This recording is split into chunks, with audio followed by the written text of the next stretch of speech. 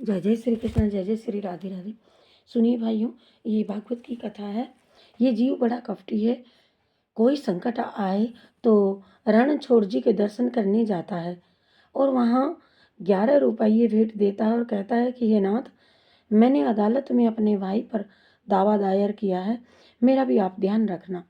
और ध्यान रखने से उसका मतलब कि अदालत में साथ जाना मेरे। और वह वकील तो 300 रुपये दे देगा और ठाकुर जी को 11 रुपये में ही समझा देना चाहता है। अरे नहीं, भगवान श्री कृष्ण कहते हैं कि मैं तो सब कुछ देखता जानता और समझता हूँ।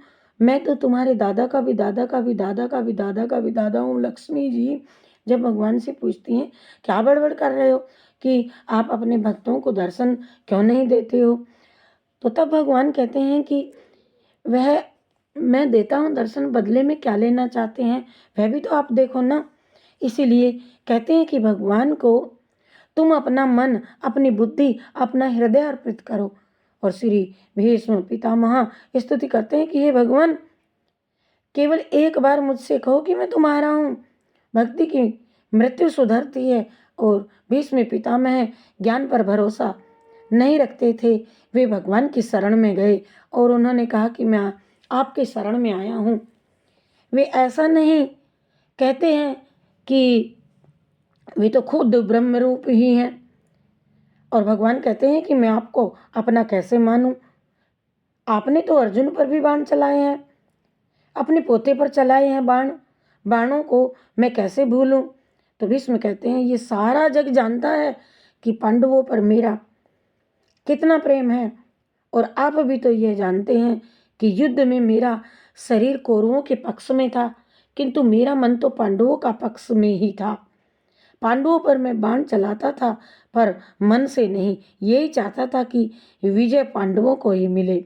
और जयोत्सु पांडु पुत्राणाम ऐसा बोल करके मैं बाण छोड़ता था। कृष्ण कहते हैं कि फिर भी आप शरीर से तो पांडवों के पक्ष में ही थे ना, तो आपने कौरवों के पक्ष में रह करके मेरे पांडवों के साथ में युद्ध किया। और आप जब मन से पांडवों के साथ थे तो फिर तन से भी तो पांडवों के साथ में क्यों नहीं रहे। भीष्म पितामह जी कहते हैं कि हे प्रभु, मैं उस समय आपके दर्शन करना चाहता था सामने से। आप अर्जुन के रथ पर थे। मैंने सोचा कि यदि मैं पांडवों के पक्ष में रहूंगा तो सामने से आपके दर्शन कैसे करूंगा। और आपके सतत दर्शन करते रहने के लिए ही मैंने पांडवों से विरुद्ध कौरवों के पक्ष में जा मिला। मैं पांडवों के पक्ष में लड़ता तो आपके दर्शन में अच्छी तरह न कर पाता। भीष्म पिताजी में इतनी बड़ी स्तुति करते हैं, आप जानते ही हैं।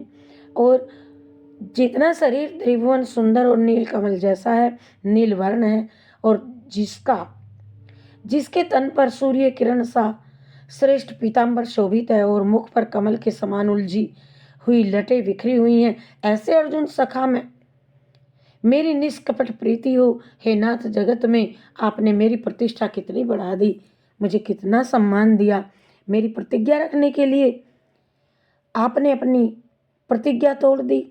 श्री कृष्ण ने महाभारत के युद्ध में कोई अस्त्र शस्त्र धारण ना करने की प्रतिज्ञा की थी। भीष्म ने कहा मैं गंगा पुत्र हूं। अरे मैं तो ऐसा युद्ध करूंगा कि कृष्णा को अस्त्र शस्त्र धारण करने ही पड़ेंगे। मैं उनसे हथियार चलवा करके ही रहूंगा। और भीष्म के बाणों से अर्जुन मूर्छित हो गया। फिर भी वे बाण वर्षा करते रहे।